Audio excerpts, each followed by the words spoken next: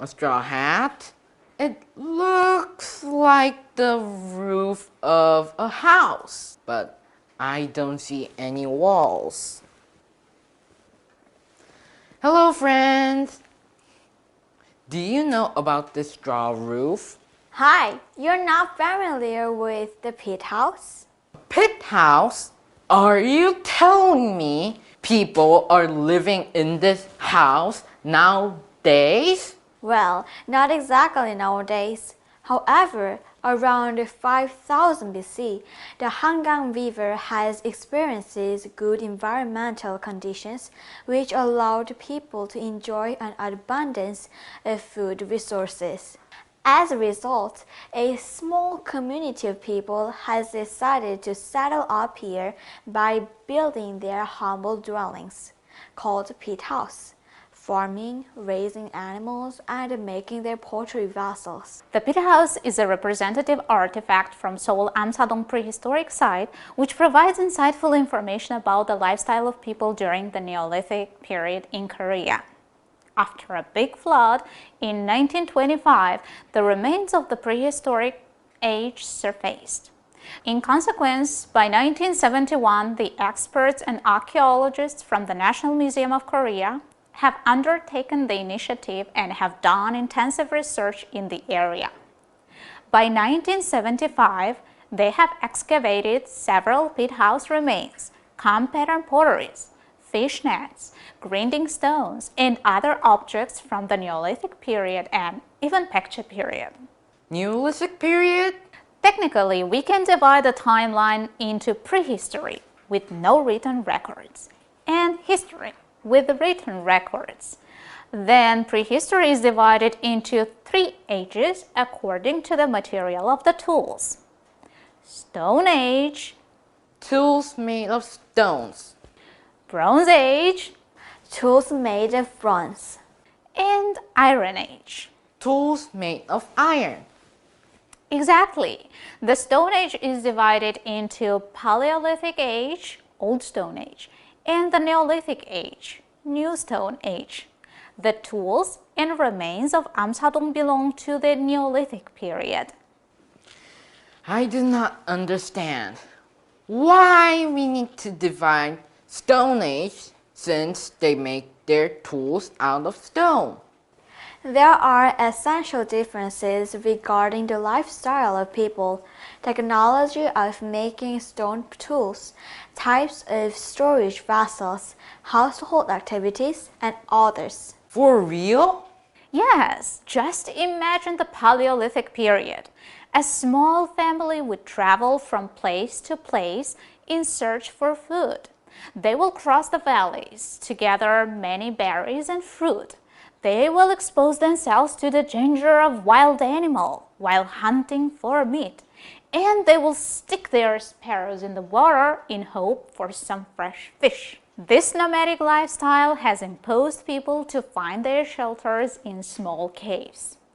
One important fact is that the stone tools like hand axes are rather big and rough, as the stone has been chipped or flaked. Old stone tools such as hand axes and other chopping tools have been discovered in Kumgur Cave in Tanyang. In caves? I think that caves might be still dangerous because you never know when a wild bear or a tiger might attack you. That's right. However, people wish to be successful in hunting. That's why prehistoric caves are decorated with walls drawing of wild animals and fish. What about the New Stone Age? Now, during the Neolithic period, people experienced the transition to a sedentary lifestyle. The family clusters make up the clan, which settles down around areas with fresh water as rivers or along the seaside. The small community builds pit house and starts to raise animals. Men gather in groups, they go hunting wild animals using spears and arrows. They will go fishing using the fish nets. Women instead will grind their seeds, prepare food, store their food in the potteries. The Neolithic Revolution became activity of farming. The essential improvement in the technology of making tools is that the stone is polished, while the size varies according to the purpose. Hand axes, sharp arrowheads, harpoons, semilunar stone knives, and sickles, etc. Now I understand that there are essential differences between the two periods. I am still curious about the pit house. Can you explain a little bit more about the pit house? Yes, the typical Neolithic house is the pit house. The base of the house is underground, and the roof is built over the pit using straw and wood. You don't need many materials to build a pit house. First, you dig the pit of about 70 centimeters to 100 centimeters in depth and about 5 to 6 meters in length. Harden the ground. Then you raise wooden posts and tie down the rafters. The rafters are the parts where all the posts meet. After that, you put together the straw thatch. Lastly, you lay down the straw thatch on the roof with a door entrance. Is it true that during the Neolithic period, one family ate and slept in one small room? Yes, it is. In the middle of the house was a kitchen. Beside the kitchen, we can find a workshop where the father used to make the farming and hunting tools. Can you see the father is fixing something with those nets? On the other hand, mother is grinding some acorns to prepare the food. They could use the animal skin as bedding or clothes. Being half under the ground could help the house be warmer and more stable. I have never tried to eat acorns. I heard it has a bitter taste. Why did they pick up acorns as a basic food? Archaeological evidence shows that acorns were the main source of food for the Neolithic people who settled around Korean peninsula. Acorns were suitable for long-term storage thanks to their hard shell and the abundance of tannic acid in the nut itself, which has a strong antiseptic effect. They used grinding stones and stone pestles to grind or pound the acorns. We can still see some many oak trees near Amsa-dong. Where was the acorn found? Archaeologists have also unearthed charred acorns from many prehistoric sites ranging from Midwestern area to the southern coast of the Korean peninsula, including archaeological site Amsa-dong, the present-day Amsa-dong, Seoul. They have also cache pits containing acorns at the prehistorical sites at Sejuk in Ulsan and Bibongli in Jeongryong. If they need for winter, how do they store the small acorns?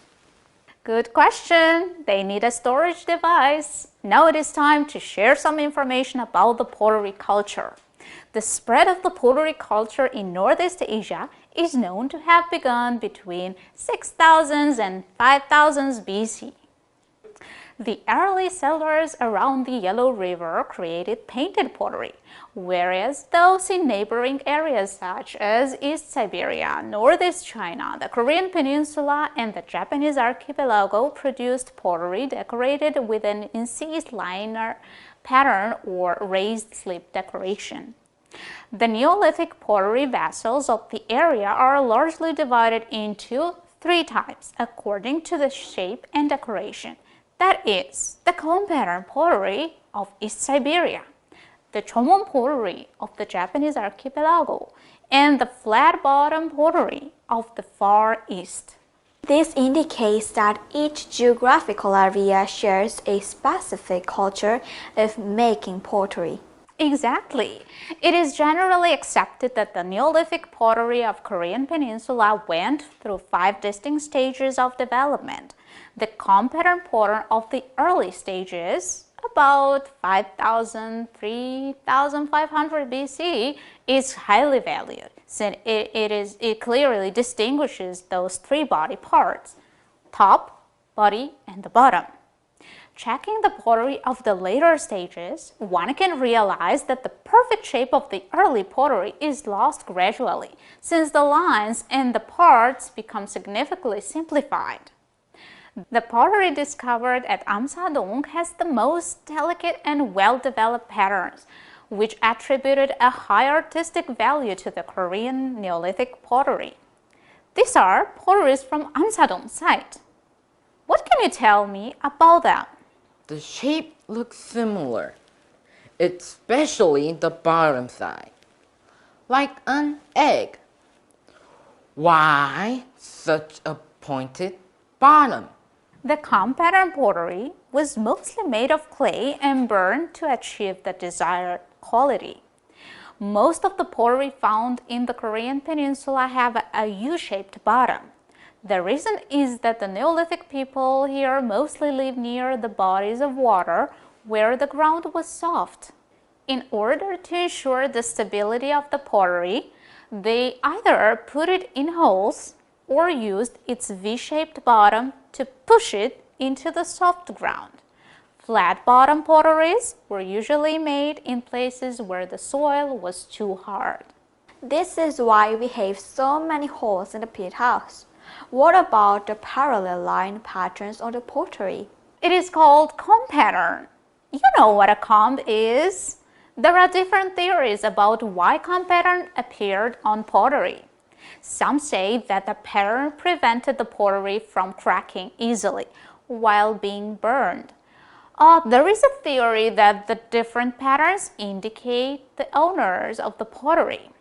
Again, others say that the decoration was symbolic and represented rain, which was understandably very important for the agricultural society. Have you ever tried to make comb pattern pottery? I have attended Gangdong Prehistoric Festival in October for many years, so I have experienced making pottery. In the beginning, I thought it would not be able to finish it, but after experiencing the clay in my hand, I realized it is not complicated at all. First, you roll the clay and make it round. Then you can cut it into smaller doughs. Make similar doughs in 10 times and pile them up in one by one. After that, you can make rounded dough and stick it at the bottom with your fingers. Then you can smooth and serve with water. The comb pattern on the surface can be designed with sharp tools. I see. I was amazed by the decorations during the festival.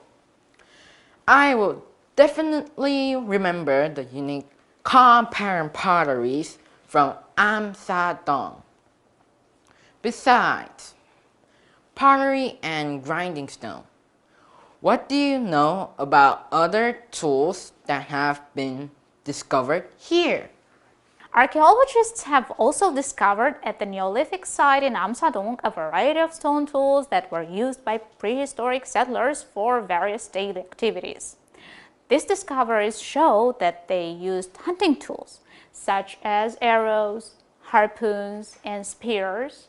Look at those sharp arrowheads.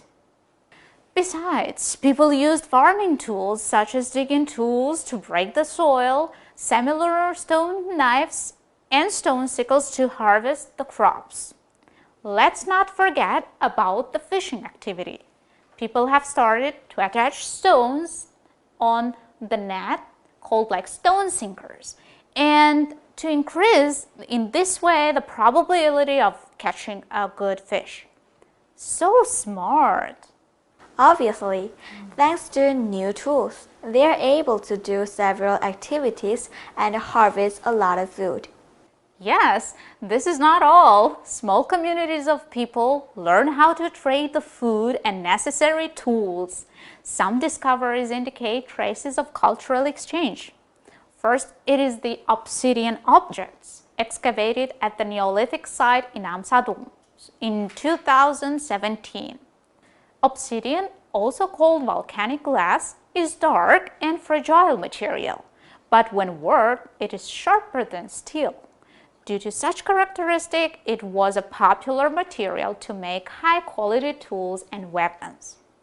Second, it involves a jade ornament excavated at the Neolithic site in Amsa-dong in 2016. The green, hard jade has been a very important material for making not only the tools, but also the jewelry in East Asia. I remember that Seoul mounds were also significant in tracing back the prehistoric periods. Yes, Neolithic people lived near the riverside. They farmed and fished. After people ate shellfish, they threw away the shells. The shell-made mounds would help us learn about the life of Neolithic people. The shell mounds serve as a time capsule from the Neolithic era. In addition to the shell mounds, the soil is another important time capsule.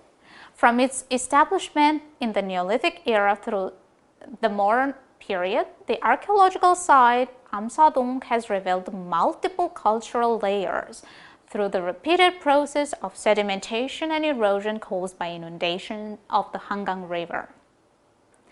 This particular layer of soil is a reproduction of the south wall of the dwelling that was discovered at the site and excavated in 2016. The research revealed one layer belonging to the Neolithic period, another to the Three Kingdoms, Bacteria, and the outer layer covering the modern period. It's amazing how Neolithic people use all this advantage that nature provides. Rivers, seas, forests, fertile valleys. What plant and animals do you know in Amsa-dong area? Here you can see some of the typical plants of the Hangang River in the Neolithic era. The warm weather will boost the herbs and ferns. Among the most prominent plants are cherry, pine, spruce, mugwort, and goosewood. Among the trees, the oak tree is representative. Enormous animals able to survive in cold weather steadily disappeared, and only medium and small-sized animals survived. The representative survivors are deers, wild pig, moose, rabbits, and others. If you visit the museum, you should check the records. The hall introduces plants and animals. The first room shows the prototype of the pit house and the prehistoric remains of the halls. Then the second room is reserved for comparison of compound potteries in Asia and study of representative compound potteries excavated in Amsa-dong. There is also the experience hall where all the participants can have a virtual experience of making fire, grinding some seeds, assemble the pieces of compound pottery, playing inside in a pit house. If you prefer outside activities, I suggest you to try making the pottery with clay in the experience hall located on the territory of Amsa-dong. Thank you, dear friends, for useful tips. I think your explanation will help me a lot and will help people as well. It was our pleasure. Call us anytime. We'll be glad to help you.